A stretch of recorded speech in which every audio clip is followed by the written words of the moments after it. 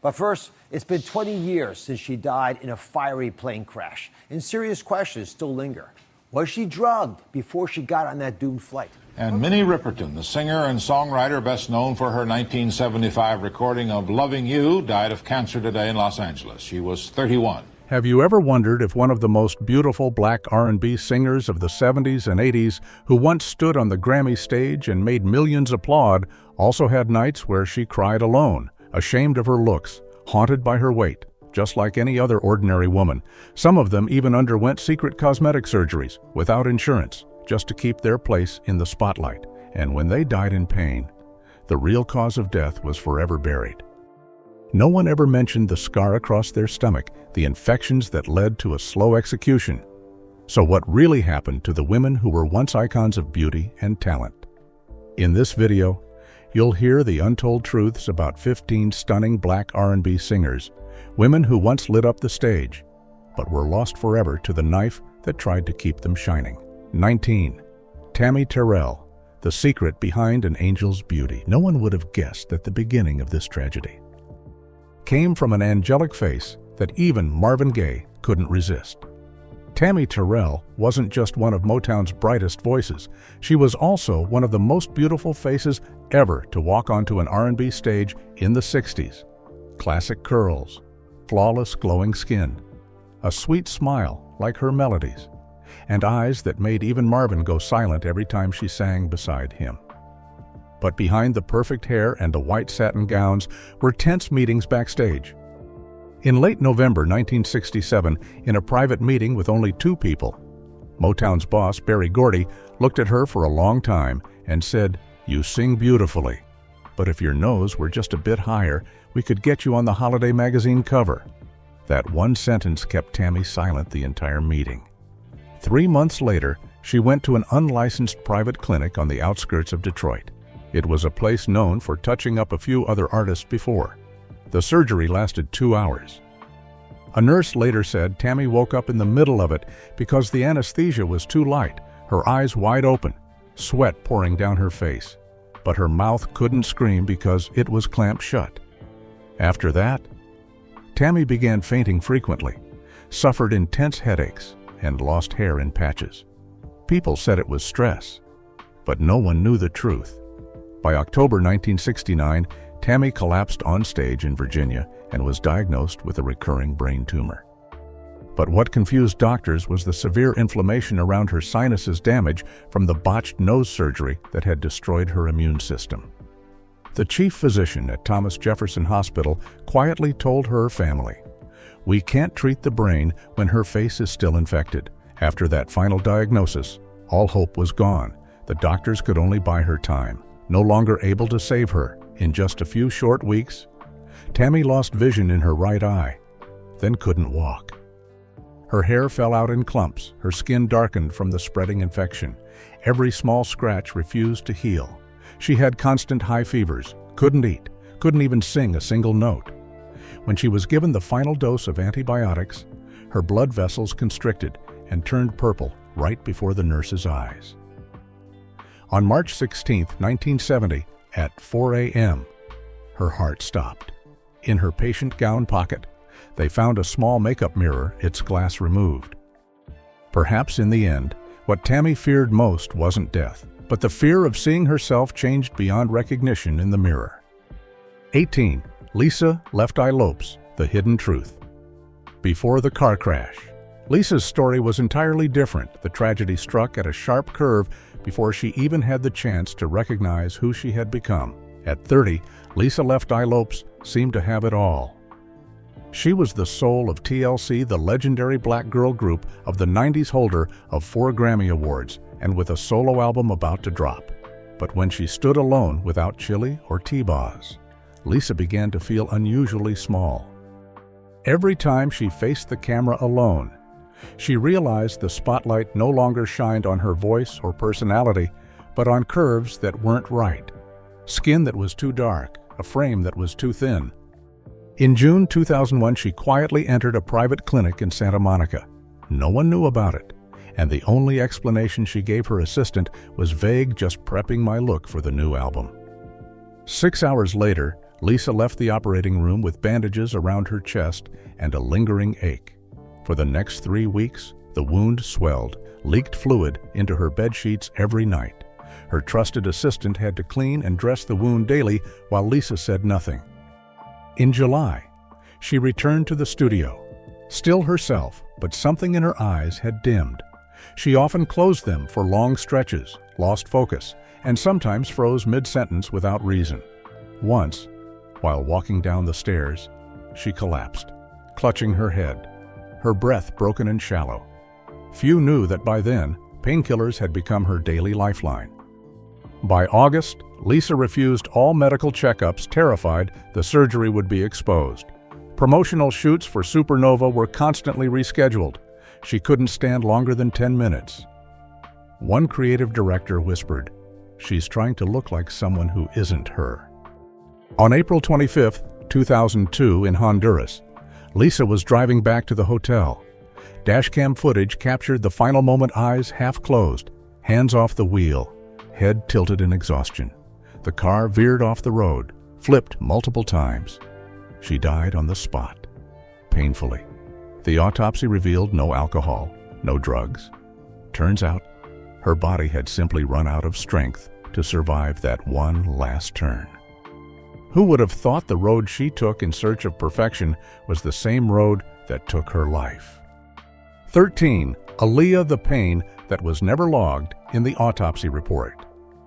You probably wouldn't have guessed that. At the height of her fame, Aaliyah was hiding herself behind post-surgery delirium. Dubbed the Princess of R&B, she once made the entire BET Awards 2000 stage erupt with her surreal beauty and cool, commanding presence. She had just stepped into the Hollywood spotlight with her role in Romeo Must Die.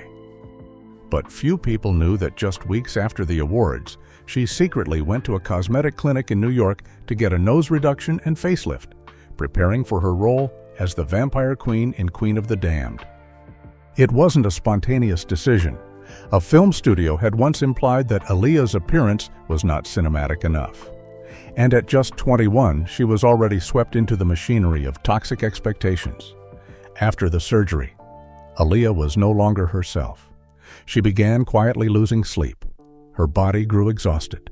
Her skin turned gray, consequences of an internal infection no one noticed.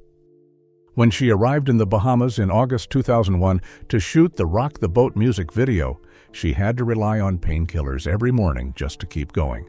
And then, on August 25th, that fateful day, Aaliyah boarded an overloaded small plane when her body was already at the edge of collapse.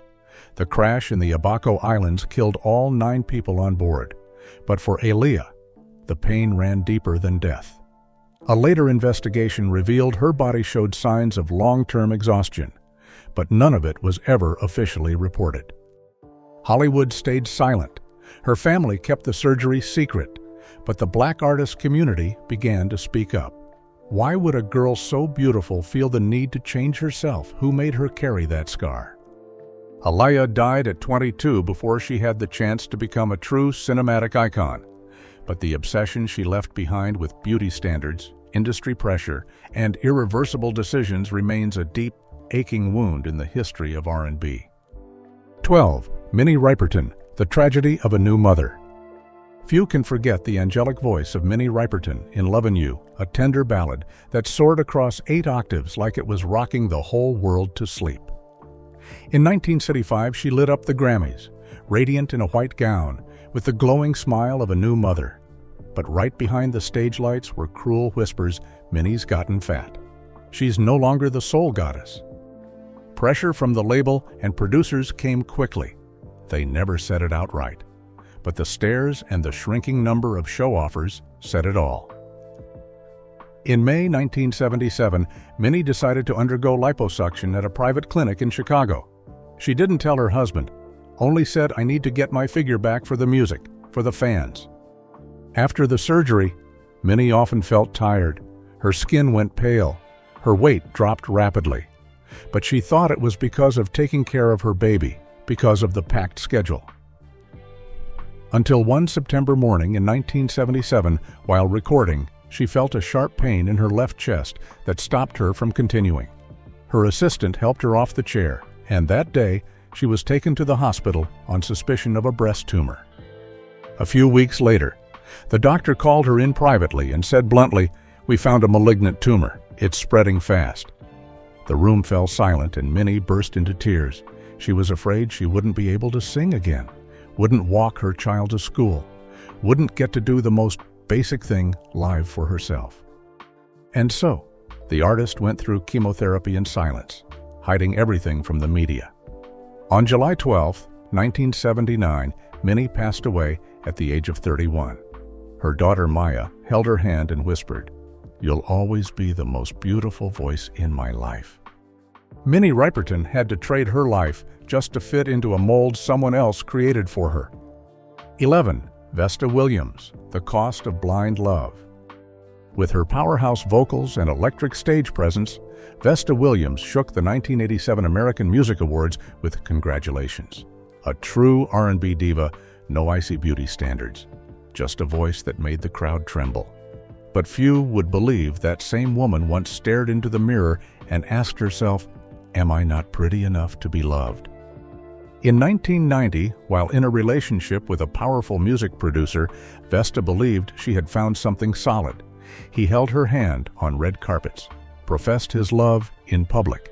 But then, after one party, he whispered, "You'd be perfect if your nose were smaller and your cheeks a little fuller." What seemed like an offhand comment became a blade slowly carving into her self-worth. And so, that September, Vesta walked into a Los Angeles surgery room, no friends, no family, just the image of him in her mind, and the hope that if she changed, he would stay. The surgery ended, but instead of looking younger, Vesta found her face now lacked the emotion it once held. The post-op pain didn't stop. Silent infections drained her energy. And worst of all, her boyfriend left. No goodbye, not even a look back. She grew quieter, though she still appeared on television, smiling, speaking about learning to love her body. But behind the scenes, she often cried alone, scribbling into her journal, "I gave up my real face for someone who wasn't real with me." On September 27, 2011, Vesta was found dead in her hotel room, surrounded by empty sleeping pill bottles and an unfinished demo track. It's heartbreaking that a woman who once championed self-love left this world because she once didn't have enough of it for herself. And tragically, congratulations, her most famous song felt like a farewell to herself. Congratulations, you made me lose everything. How many women out there are still reshaping themselves for a man who never deserved them?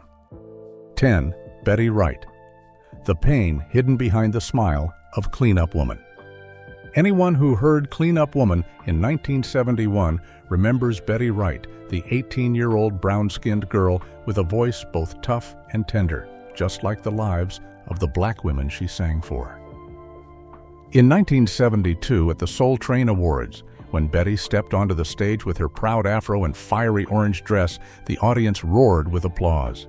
But few knew that behind the spotlight was a bitter negotiation between talent and a nose. By the mid-70s, American television had begun whitening black faces, meaning neat hair, small noses, gentle smiles. A television program director once said to her, "Your nose is a liability." So, on a June evening in 1975, Betty quietly went to a cosmetic clinic in Miami, recommended by a record label employee. But the doctor was inexperienced, lacking a proper medical license. After the nose reduction surgery, she developed an infection and was bedridden for nearly a month. Betty kept it a secret, only telling friends, "It's just the flu." From that moment on, her health never fully recovered. She tired easily, often felt dizzy after performing, and had to cancel several long tours. But no one expected that 3 decades later, a body already worn down by old complications would help accelerate her uterine cancer. In 2020, during the pandemic, Betty took her final breath in Miami, the very place where she had once tasted fame, and made that fatal surgical choice. The media, of course, avoided the truth that pressure from record labels, from television, and from the visual prejudice of the public had quietly drained the life out of a legend. And now, Whenever Clean Up Woman plays, we don't just hear a song. We hear the sigh of a woman who once had to clean up her true self just to be accepted. 9. Etta James. The shocking truth behind her transformation. Before becoming the immortal icon of At Last, Etta James was already a living monument in R&B, a woman who could make an entire room fall silent with a single low note. The world marveled at her triumphant return in the early 1980s. After years battling drugs, prison, and uncontrollable weight gain, Etta stepped onto the stage with a trimmed body, sharp eyes, as if reborn. The press called it a transformation powered by sheer will. But in truth, that change began with a quiet liposuction procedure arranged on a rainy April night in 1980 in Los Angeles. No renowned doctor was present. The location was a tiny cosmetic clinic tucked behind Beverly Hills, a spot whispered about in artist circles when someone needed to disappear for a few hours without being noticed. The only person who went with her that night was Rick, a makeup artist and longtime friend, the same one who once covered the scars on Etta's arms back when she toured in a beat-up van. The liposuction took longer than expected. The doctor asked her to stay overnight for monitoring, but Etta declined. She signed the discharge papers after 8 hours. "I have to be on stage next week," she told Rick, her voice fading between labored breaths. Less than a week later, Etta appeared at a fundraising show at the Beverly Hilton, visibly thinner, with a suddenly slim waistline. The whole industry was stunned. When asked about her weight loss secret, she simply shrugged, dieting and morning boxing. But underneath that corset were unhealed stitches and nightly fevers no one ever saw. Her health began to deteriorate from there. She was constantly tired, sleepless, and even collapsed backstage once. By 2009, doctors diagnosed her with chronic leukemia, but they also admitted her immune system had already been weakened partly by age, partly by post-surgery complications never recorded in any official medical file. On January 20th, 2012, Etta James passed away in Riverside, California. The media mourned her, reciting her glories, her legendary high notes, but not a single article dared to mention that surgery, as if the truth wasn't worthy of remembrance. And that is the true tragedy, not her death, but the pain that had to be hidden away to preserve a legendary portrait flawless, polished, but missing the woman beneath it. 8. Florence Ballard, the scar from a fist. Florence once stood in the center of the spotlight, mic in hand, smile wide, her voice carrying the unspoken stories of black women never named. In the mid-60s, she was the soul of the Supremes, the one who named the group, brought gospel grit, and initially caught Motown's eye, but in Detroit, the limelight was never evenly shared. As Diana Ross's name crept onto record covers, Florence was pushed from the center, off lead vocals, and eventually out of the very group she had founded. After retreating from the stage, Florence quietly returned to family life, raising 3 kids beside a husband growing more frustrated. Then one July night in 1967, his drunken rage became a fist. The punch misaligned her nose, leaving a visible bump, a permanent insult etched onto the face of someone once seen as iconic. A week later, Florence walked into Motown, carrying one last hope. The PR team said it bluntly: if she fixed her face, the label might consider bringing her back. No contract, no promise, just a vague line, but Florence believed it. On August 18th, she entered a Detroit clinic, had her nostrils narrowed and tip adjusted, not to be prettier, but to be remembered. But after that, silence. Diana Ross went solo. Florence's name disappeared from every performance bill.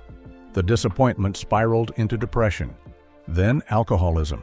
She lost her voice, her income, and finally, the will to rise again. On February 22, 1976, Florence Ballard died of heart failure from liver complications in a low-income apartment at age 32.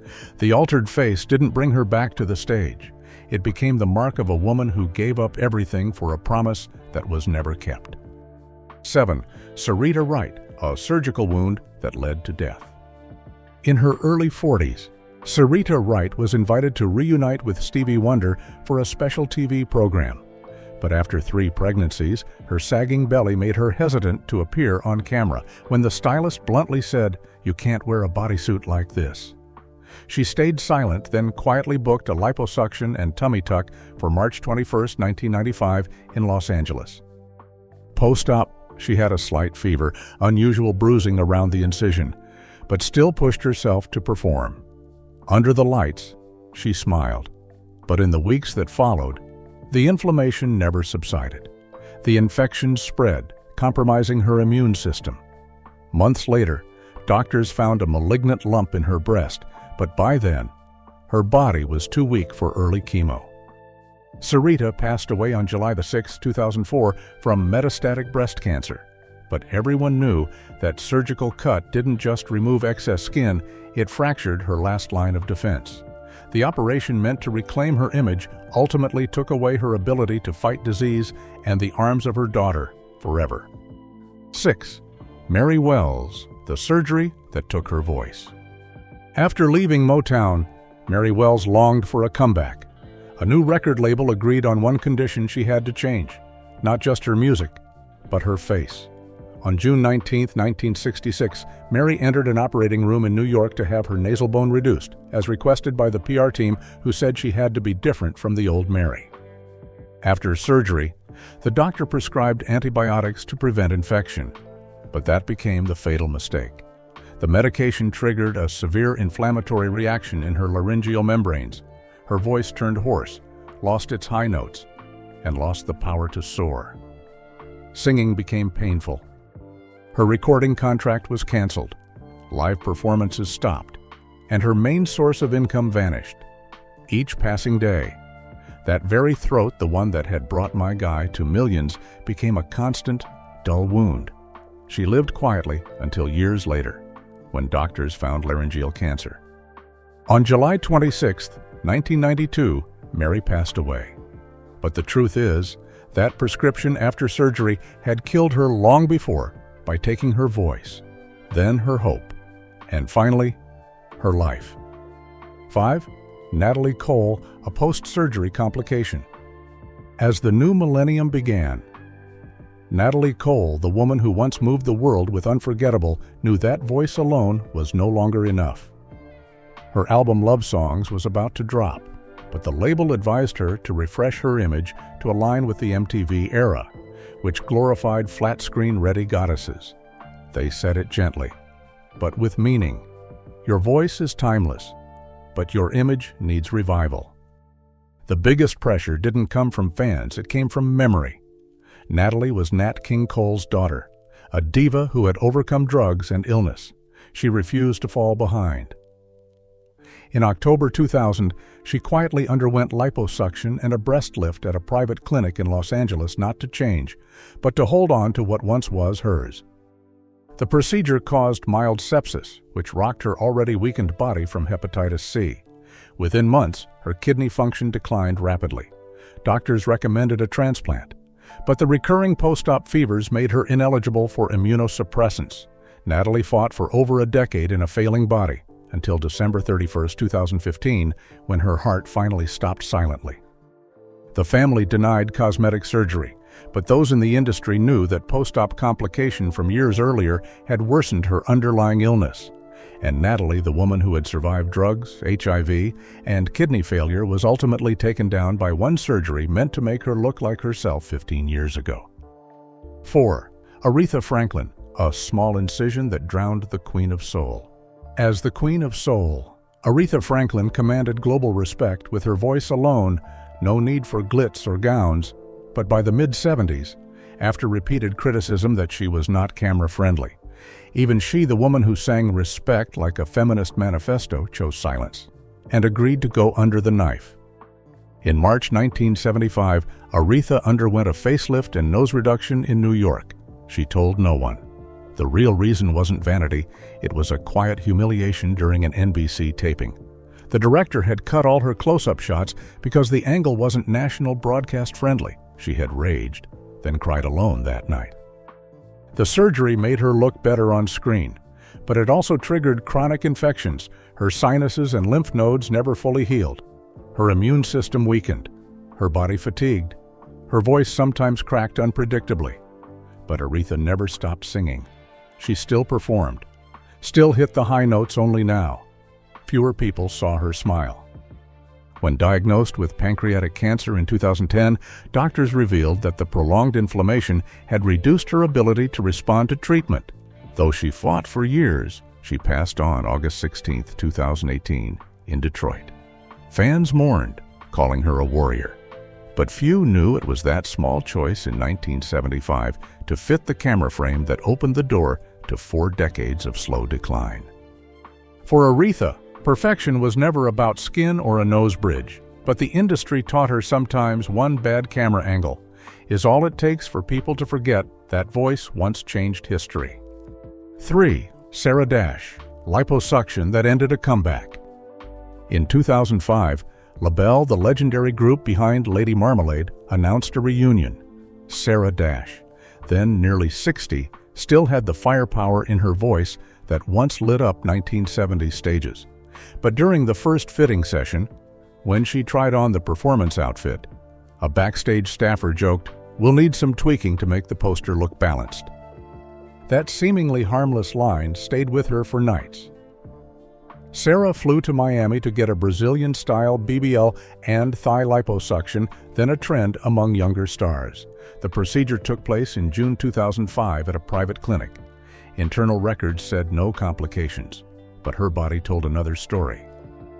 Within the first week, she experienced shortness of breath and fatigue while singing. A blood clot had formed silently after the procedure, traveled to her lungs, but the symptoms were dismissed as age-related exhaustion. Sarah kept rehearsing, recording, laughing with Patti LaBelle as if nothing were wrong. Until September 20, 2021, after a small church performance in Trenton, she collapsed from a sudden pulmonary embolism. Death came so quickly, no one realized that small incision on her thigh 16 years ago had started it all. The industry called it a sudden passing, but backstage, people whispered the truth. Sarah Dash, who had lived by her voice, died trying to look the way showbiz expected a 60-year-old woman to look. 2. Wanda Young, A Lady's Nose and the Unseen Consequence. In 1964, the Marvelettes had it all. Please Mr. Postman topped the Billboard charts. Motown was rising to dominate the industry, and Wanda Young, the lead singer, was hailed as the sweetest tone of a new generation. But when the group's image was rebranded into the polished Motown lady aesthetic, artists like Wanda were gently reminded, "You might need a few tweaks for national TV." In August 1964, she underwent an alar base reduction at a private clinic in Detroit. It wasn't to change who she was, but to keep her place at the front, while the label quietly favored more Eurocentric features among their black artists.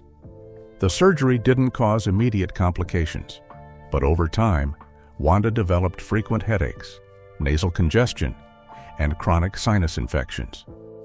The recurring infections led to mild respiratory failure. By the 2000s, as aging set in, Wanda began experiencing shortness of breath during movement, and her voice grew weaker. Doctors diagnosed deep sinus damage from the old surgery, worsened by an aging immune system, which made her lungs unable to fully recover from seasonal colds. Wanda passed away on December 15, 2021, in Michigan due to respiratory failure. But those closest to her knew her respiratory system had been failing for a long time, ever since she chose to reshape her nose to look a little less old-school Motown, and a little more like what Berry Gordy called a broadcast-ready image. And that was the price a nose made perfect for the frame, but unfit to carry the breath behind a voice that once moved America's heart. 1. Kiki Wyatt, A Body, priced by a clause. The final name on this list may surprise you. Whitney Houston had already become a household name long before her heartbreaking death on the night of February 11, 2012. But in truth, it was a slow death, stretched across years of physical alteration in the name of returning to form. Since 2003, in an effort to salvage the image of a diva worn down by stress and addiction, her team pushed Whitney to rebuild her appearance. Tummy tuck, facelift, breast lift bit by bit, silently, between recovery tours. Every appearance was a forced smile beneath a tense, unfamiliar face. Every music video, a quiet reminder that the audience doesn't want to see you age. Whitney's body structure gradually failed. Her veins weakened. Old surgical wounds wouldn't fully heal. Her heart struggled to pump blood through damaged tissue. Her lungs couldn't keep up with the long notes during climactic moments, but she kept singing, kept signing contracts, kept altering herself. That evening at the Beverly Hilton, after an exhausting show, she soaked in the tub. A sudden spasm, her heart stopped. The doctor's report read, cardiac failure, drowning, drug-related effects. But in the autopsy, one line remained unread aloud: post-abdominal surgery, deep scar tissue, reduced myocardial contractility. In the end, the very industry that once adored her voice had forced her to remake her body so many times that when her soul still wanted to sing, her body simply couldn't carry the final note. So we've just walked through the operating rooms of 19 black female R&B artists, where surgical blades were used in an attempt to preserve the spotlight but ended up severing careers, health, and at times, life itself. They were once divas, soul princesses, Grammy darlings, and yet, many left this world in silence, surrounded by anesthesia, healing wounds that never healed, and dreams left incomplete. A smaller nose, a slimmer waistline in exchange for a hoarse voice, a collapsed immune system, and a fragile life. Whose story hit you the hardest? Leave a comment below. And if you want to keep uncovering the hidden truths behind the glow of music stardom, don't forget to like, share, and subscribe, because the secrets don't end here.